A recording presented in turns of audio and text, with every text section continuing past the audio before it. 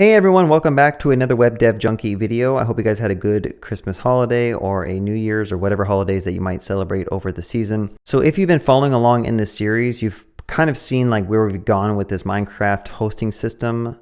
I kind of want to talk about this one more time and to show you a new feature that I added. I added a new feature that allows you to switch the level name in a more user-friendly way. So I'm going to share that with you, but before I jump right into that, I want to kind of discuss the project a little bit and just kind of get it out there and market it a little bit. If you want to contribute to this project, go to my repo here. I'll put it in the description, but feel free to work on this if you want to. You can do a pull request or you can kind of open an issue or work on an issue. Any help would be really useful, and it's probably a good experience to work with a larger system if you are a beginner or a lower level when it comes to programming. But anyway, let me just show you the new feature because that's probably what most of you are kind of joining this video to watch. So the main thing I added, let me just go ahead and start this server up. I'm going to go ahead and power up that server, and that should come online. And then at some point, if I go to the terminal, we will see logs come up here. But the main thing that I added was I added a worlds view. Let me close this terminal down here so you can see.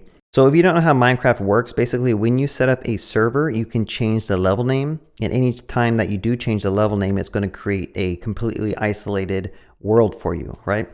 So what I've done so far is basically when you create different levels, all I'm doing is hitting a backend endpoint, and that's returning all the different worlds that exist on this server. I can kind of show you a little bit of the code, but just note that whenever you go to configure down here and you go to level name, if I change this to like what is up or something, and then I went down and saved this configuration and then restarted the server, Minecraft is actually going to create a brand new folder in the servers directory, which is going to have that whatever world, right? So what I added was a feature for someone to come in here and just kind of quickly switch to their worlds by clicking on a button. So let's actually see if the terminal is done spinning up. It looks like it's done spinning up that world. So let's go to a different world. Let's do the YOLO world and click on that. And that scrolls you to the top of the page and says your server is now being restarted. Your server is now restarting to your selected world. So I can close out of that and go back to my terminal. And we'll see that it stopped the world. It's saving the world.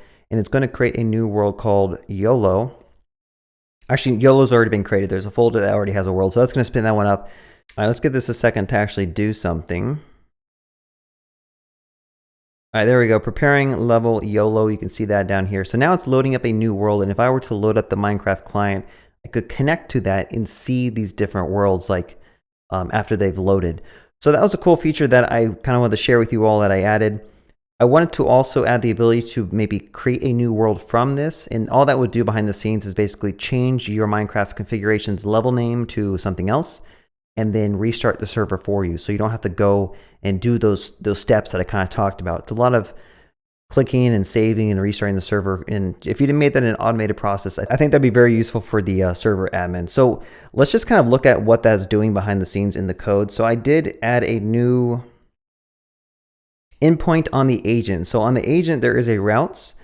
And this has the definitions of all the things you can do when you're clicking or hitting the actual agent to get the configuration, update configuration, or get the world. So I added a get worlds endpoint and also a switch worlds endpoint. So the switch one's pretty easy. You basically send it the string of the world that you want. It's going to get your configuration, automatically change your level name. It then persists that configuration, and then it restarts the server. Okay, so pretty straightforward. In the other one, get worlds route. Let me go ahead and open this one. This is just calling a method called get server worlds, which if you look at this, all it's doing is CDing into the server that the client owns or the user owns and gets every folder that has level.dat in it. Now, I don't know if this is a good solution. I think it should work fine because I think if it's a world, you have to have some, like, there has to be some file with some type of structure. And I'm assuming level.dat is the thing that's always going to exist in all these worlds. But basically, it just gets a list of those. And if I go back to my page over here and show you the terminal, let me go ahead and filter for world, refresh the page, and zoom in just a little bit. You will see that it did a request to worlds down here. I think this is it. And we get back an array of undefined, world, and YOLO. The undefined is just coming from something else. I created a world called undefined.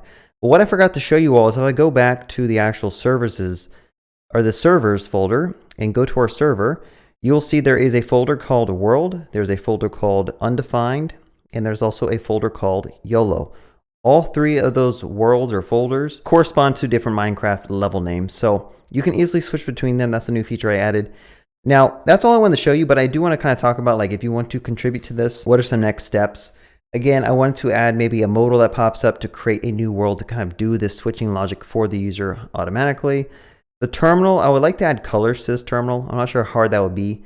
It should be pretty easy. I don't know. Just find a plugin and get it going. But I wanted colors, and there's also a bug where, like, when the server is spinning up, or whenever a new console log comes up, let me show you. If I scroll up to the top and I type help, it forces me to go down to the bottom. And that's cool, but it's kind of annoying. So I wonder if there's a way to, like, know if you've scrolled at all past, like, the bottom of your scroll bar, then you don't want to automatically go down to the bottom, like set the scroll height. But that's something else I want to work on. FTP, I want to probably bring in secure FTP because FTP is not that secure, but this is still working pretty cool. And yeah, that's about all I did. I also added this address here. I was finding it really hard to know what the actual IP and port is of the machine that I wanted to connect to, at least when I'm dealing with this stuff locally. So I added this input box that's disabled where I can easily just copy this. And then if I load up Minecraft, the actual game, I can just paste that in and connect to my server to kind of test some stuff out. All right, that's all I really had to show you all. So if you enjoyed watching this, give me a thumbs up. Also, be sure to subscribe if you're new to this channel, if you like watching this type of content, because I'm going to continue just building onto this project and kind of sharing little tidbits of functionality and features that I added, and maybe show you some corresponding code. So if you wanted to dive into the repo, you can kind of understand what's going on. I know I kind of explained that code really quick, so hopefully it wasn't too over your head.